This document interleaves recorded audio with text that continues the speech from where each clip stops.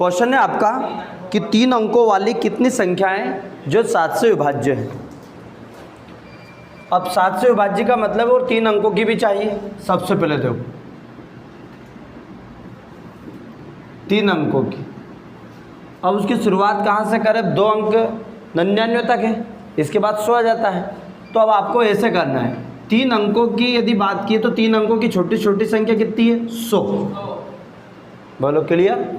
अब 100 में कौन से 7 से विभाज्य की बात कर रहा है, तो 7 से अपन भाग लगाएंगे इसमें। बोलो क्लियर। तो 7 एकम 7, 3 बच गया और कितने बच चुके? 7 चौक 28, कितने बच गए? 2। इस 2 को इसमें से घटाते हैं तो 100 माइनस 2 इज इक्वल टू 98। मतलब 98 में 7 का भाग जा रहा है। देखो 7 एकम 7, बोलो क्लियर। 2 बज गया, 7 चौक 28। अब 98 में यदि मैं 7 जोड़ दूं तो जैसे 7 का बाड़ा आपने बनाया होगा, 7 एकम 7, 7 दूनी 14, 7 तेगी, क्या इसमें सभी में 7 7 ही तो जोड़ा है? तो 98 में यदि मैं 7 जोड़ दूं तो 105 जाएगा। बोलो क्लियर। 105 सबसे छोटी संख्या रहेगी जो 7 से विभाजित होगी। बोलो क्लियर। तो श्रेणी हम बनाएंगे, पहला पद आपका 105 हो गया। नहीं तो आप डायरेक्ट सर 105 कहाँ से आया? क्योंकि हमें 7 से विभाजित संख्या निकालनी है। 7 से विभाजित मतलब जिसमें 7 का भाग जा रहा है और वो 3 अंकों की होनी चाहिए। अब 3 अंक तो 100 से शुरू होता है, 100 में जाएगा नहीं। 101, 102, 103, 104 तक नहीं जाएगा। बोलो क्लियर। 105 में जाएगा। अब 105 में 7 और जोड़ दो तो कितना हो चुका? 7 5 12, 112। इसमें फिर 7 जोड़ दीजिएगा, 119। ऐसे चलते जाएंगे कहाँ तक? कि अपने को संख्या निकालनी, तो इसके लिए लास्ट टर्म में चाहिए तो ये इन्फिनिटिव तक जाएगा, पर हमें तो केवल 3 अंकों की चाहिए। तो अब 3 अंकों की लास्ट डिजिट क्या है? ऐसे अपन भाग लगाएंगे 1000। पहले 4 अंकों की सब 999 है अपना मेन संख्या। बोलो क्लियर। तो या तो आप सीधे इसमें भाग लगा दीजिएगा, 1000 में लगा दो। तो चलो 999 में हमने भाग लगाया, सबसे बड़ी 3 अंकों की संख्या ये, इसमें लगाया 7 से। बोलो क्लियर। तो ये 7 एकम 7, 2 बज गया, 29 हो गया, 7 चौक 28। बोलो क्लियर। 7 चौक 28, कितना बच गया? 1, ऊपर से उतारा 19, 7 दूनी 14। बोलो क्लियर। कितना बचा? 5। मतलब यदि इस 5 को इसमें से घटा दें, जैसे अभी घटाया था, तो 999 में से 5 घटा दें तो 994। तो आखिरी की जो संख्या बचेगी वो 994 रहेगी। बोलो क्लियर है। कौन सी रहेगी? 994। तो प्रथम पद, द्वितीय पद और ये लास्ट का अनंत इन्फिनिटिव। तो यहाँ पर प्रथम पद की ज़रूरत है हमें। a बराबर 105 और d बराबर, देखो 7 से विभाज्य है तो d की वैल्यू कितनी आ गई? 7। या यूँ भी कर सकते हैं, 112 में से 105 गया तो 7 बच जाएगा। अब हमारे पास an बराबर 994 आपको दिया है। अब चूँकि an बराबर a plus n minus 1 into D, इसके जैसे अगला प्रश्न है, एक एग्जाम्पल का भी है। विभाजित वाले, गुणज वाले सब एक जैसे होंगे। ओके। अब देखो an की वैल्यू जो दी है वो 994 दी है, a का मान 105 दे दिया, n माइनस 1, n तो निकालना है, d की वैल्यू 7। ओके। यहाँ पर देखिए प्लस का 105 इधर आया तो माइनस का 994 माइनस 105 बराबर n माइनस 1 गुणा 7। बोलो क्लियर। चलेगा। 994 इसमें से घटाया तो 14 में से 5 गया तो 9 हो गया। बोलो क्लियर। देखिए 14 में से 5 गया तो 9, ये आपका 8 हो गया। बोलो क्लियर। ठीक। इसके बाद 9 में से 1 गया तो 8, 889 is equal to n minus 1 into 7। गुणे वाली संख्या बटे में आ जाती है तो n minus 1 is equal to 889 upon 7। समझ में आ गया? ये गुणे वाला बटे में चल गया, इसको इधर लिख दिया हमने। ठीक है। जब LHS RHS बराबर हो तो n minus 1 is equal to काट दिया हमने, 7 एकम 7, कितना बच गया? 1 18 हो गया, 7 दूनी 14, 4 बच गया, 7 7 49। बोलो क्लियर। माइनस का 1 इधर जाएगा तो प्लस का हो जाएगा, 127 प्लस 1 तो n इज इक्वल टू 128, अर्थात 128 पद ऐसे हैं जो 7 से विभाजित होंगे। बोलो क्लियर। यदि बोल देता है 1 से 100 के बीच में कितने हैं, तो देखिए 7 एकम 7, 7 दूनी 14, 7 21, ऐसे अपन 7 धाम 70, 10 तो ये हो गए, फिर 77, फिर 7 का आगे भाग लगाएंगे। बोलो क्लियर। तो ये विभाजित होने वाले हैं जो उसके गुणज होंगे। बोलो क्लियर। चलेगा अगला क्वेश्चन। क्वेश्चन है आपका 10 और 250 के बीच में कुल कितने गुणज हैं, जो 4 के गुणज है। गुणज का मतलब समझिएगा जो गुणे में हो, जैसे 4 का गुणज 4 एकम 4, ऐसे जो 4 में किसी राशि से गुणा करने से जो प्राप्त हुआ हो वो गुणज कहलाता है। जैसे 4 गुणित 2 तो 4 दूनी 8, तो ये 8 4 का गुणज है। जैसे 4 गुणित 12, 12 चुक 48, तो ये 48 4 का गुणज है। 4 गुणित 16, 16 चुक 64, ये 64 4 का गुणज है। गुणज का मतलब समझ में आ गया, जो गुणा करने से जो राशि प्राप्त हुई वो उसका गुणज कहलाती है। एक प्रकार का विभाज्य भी है। जैसे अभी क्वेश्चन था कौन सी संख्या जो 7 से विभाजित, अब ये सभी संख्या 4 से विभाजित है, 4 एकम 4, 4 दूना 8, तो विभाज्य और गुणज में कोई ज़्यादा अंतर नहीं है। बोलो क्लियर। अब बोल रहे 10 और 250 के बीच में चाहिए। अब 10, 11, 12, 13 ऐसे 250 के बीच में चाहिए। तो अब 10 तो होगी नहीं जो 4 से विभाजित, देखो 4 दूनी 8 जाएगा क्या, नहीं, तो 4 तिया 12। तो नई श्रेणी हमने बनाई।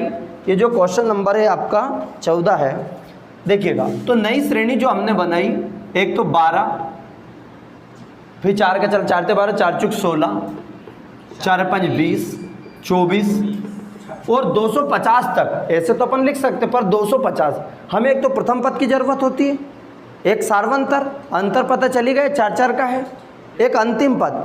अंतिम पद कौन सा होगा। अब 250 में हम 4 का भाग लगाएंगे, तो 4 छंग की 24, 1 बच गया, 10 हो गया, 4 दूनी 8, 2 बच गया। जो 2 बचता है उसको 250 में से घटा दो, तो कितना बचा 248। 248 एक ऐसी संख्या जिसमें 4 के चला जाएगा। देखो 4 छंग की 24, 4 दूनी 8, और अंतिम संख्या है। हमें अंतिम संख्या चाहिए ना, प्रथम पद और अंतिम संख्या। तो यहाँ पर एक संख्या लिख दी हमने 248। क्या क्वेश्चन समझ आ गया आप। बोलो क्लियर। अब यहाँ पर बोला देखिए ए प्रथम पद 12, बोलो क्लियर, जिसके बाद सार्वंतर डी बराबर 4, क्योंकि 4 का गुणज है, 7 का था तो 7 था। यहाँ पर ए एन अंतिम पद भैया 248। हमें सूत्र चाहिए एन बराबर A plus N minus 1 into D. N की वैल्यू 248 है, ए की वैल्यू 12 है, एन माइनस 1, डी की वैल्यू 4। देखो सेम प्रश्न है, सेम है, प्लस का 12 इधर आया माइनस का। बोलो क्लियर। एन माइनस 1 इंटू 4 आ गया, 248 में 12 जाएगा, 8 में से 2 गया 6, 4 में से 1 गया 3, और ये 236। बोलो क्लियर। एन माइनस 1 इंटू 4, गुणे वाली संख्या बटे में आ जाती है।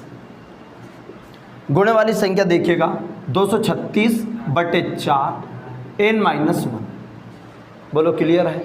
देखो सेम प्रोसेस, गुणे वाली संख्या बटे में चली गई, 4 से भाग लगा दो, 4 5 20, 4 5 20, 3 बच गया, 4 9 36 एन माइनस 1।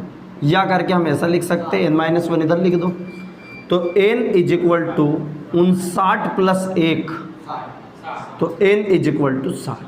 अर्थात 60 पद ऐसे हैं जो 4 के गुणज है या 4 से विभाज्य है। ओके, नोट करो इसको।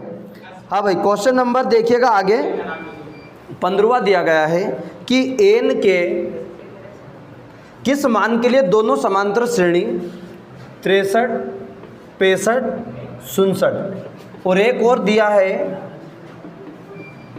3, 10, 17 के एनवे पद बराबर होंगे। उन्होंने बोला एन जो पद है वो बराबर है।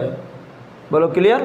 तो ये हमने लिखा ए, ये इधर वाला ए बराबर तो 63 और डी बराबर 65 में से 63 गए तो 2। बोलो क्लियर। इधर की जो क्लियर वैल्यू। अब उन्होंने बोला यदि हम इसके अनुसार रखें तो ए एन बराबर A plus N minus 1 into D, ये एन 1। ये बोला एनवा पद इनका एक बराबर है, उन्हें बोला एनवा पद इनका बराबर है। तो एक तो ये वैल्यू हो गई, बोलो क्लियर।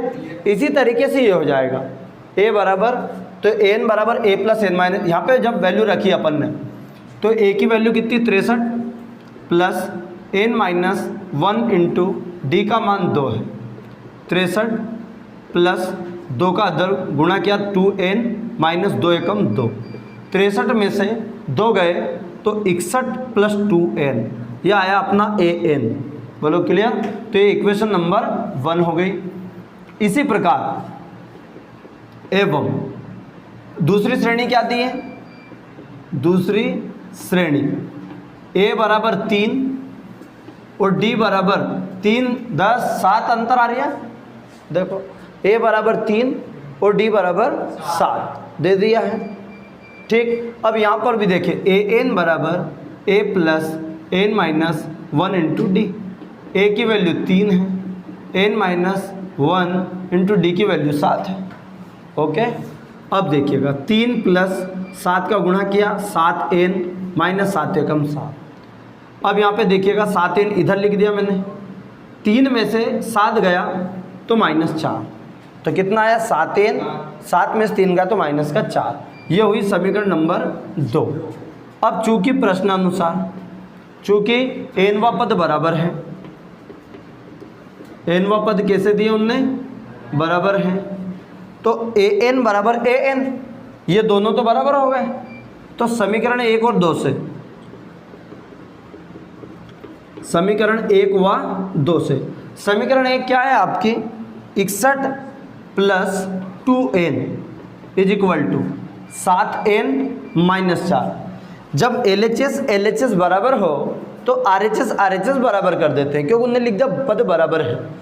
तो 61 प्लस 2n बराबर 7n माइनस 4, बोलो क्लियर, इतना आया समझ में। अब देखिएगा ये n एक तरफ कर देंगे, संख्या एक तरफ, माइनस का 4 इधर आया तो काय का हो गया 61 प्लस 4, 7n यहीं का यहीं है, प्लस का 2n इधर गया तो देन माइनस का, 61 और 4 हो गए 65, बराबर 7 में से 2 गए तो 5n, या करके n की वैल्यू चाहिए तो 65/5, 65/5, 5 से 5 एकम 5, फिर आपका 1 बच गया, 5 3 15, तो n बराबर 13। अतः वहाँ 13वां पद है जब ये दोनों इक्विवेलेंट हो जाएंगे। यदि हम इसको बढ़ाते चले, देखिए 3 10 17 आगे बढ़ते जाएगा ये, और इधर ये 63 65 67 ऐसे, तो जो 13वां पद रहेगा ये इक्विवेलेंट रहेगा, अर्थात ये बराबर रहेगा, इसका 13वां पद इसका 13वां पद, ओके डन। क्वेश्चन नंबर 16 दिया है, किस AP, वहाँ AP ज्ञात कीजिए, AP मतलब सीरीज ज्ञात करना है यहाँ पे। तो उसके लिए प्रथम पद देखिएगा, AP मतलब व्यापक पद क्या होता है, a plus d, a plus 2d, या प्लस माइनस ये रहता है। तो इसके लिए एक तो a चाहिए और एक d चाहिए, तब जाके आप सीरीज निकाल सकते हैं, बोलो क्लियर। तो सबसे पहले निकालना क्या है, ये सामने रखो। और इसमें दिया है कि तीसरा पद जो दिया है वो 16 दिया है, तीसरा पद आपको दिया गया है 16, ठीक है। अब तीसरा पद मतलब a प्लस 2d बराबर 16, समीकरण नंबर 1। तीसरा पद a3 का सूत्र है, एक कम हो जाता, देखिए a पहला पद a प्लस डी, तीसरा पद a प्लस 2d, एक कम हो जाता, चौथा पद a प्लस 3d। आगे बोला है एवं सातवां पद, एवं क्या दिया है, सातवां पद पांचवें पद से, देखिएगा सातवां पद पांचवें पद से 12 ज़्यादा है, ये क्वेश्चन दिया। देखो जैसा क्वेश्चन तो पहली एक इक्वेशन इससे बन गई, सातवां पद पांचवें पद से 12 ज़्यादा है। सातवां पद का सूत्र है a प्लस 6d, पांचवा पद a प्लस 4d, बोलो क्लियर, प्लस का 12 हो गया, क्लियर। अब यहाँ पर d a से a फिनिश हो जाएगा, बोलो क्लियर। देखिएगा सातवां पद a प्लस 6d, पांचवा पद a प्लस 4d। अब 6d 4d इधर आया तो माइनस का हो गया, बराबर 12, 6d माइनस का 4d इज इक्वल टू 12। 6 में से 4 गए 2d is equal to 12, d की वैल्यू 12/2, 2 छंग की 12, d की वैल्यू 6, ये d का मान हुआ है। बोलो क्लियर। अब d का मान उठा के समीकरण 1 में रख दो, a का मान आ जाएगा। d का मान समीकरण 1 में रखने पर, समीकरण 1 है आपकी a प्लस 2d की वैल्यू 6 बराबर 16। बोलो क्लियर। a 2 इंटू डी की वैल्यू 6 है। अब a 6 दूनी 12 बराबर 16 हो गया। a बराबर 16 माइनस 12, 16 में से 12 गए तो ये आ गया 4। प्रथम पद 4 है। अब अपने को सीरीज ज्ञात करनी थी। बोलो क्लियर।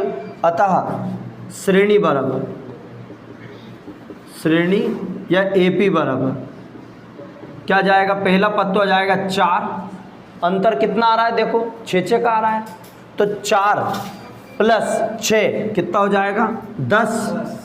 अगली श्रेणी क्या जाएगी 4 10 फिर 6 16 फिर क्या जाएगी 22, ऐसे रहेगी इन्फिनिटिव तक। उनने बोला था एक श्रेणी ज्ञात कीजिए, तो आपने श्रेणी निकाल दी 4 10 16 22।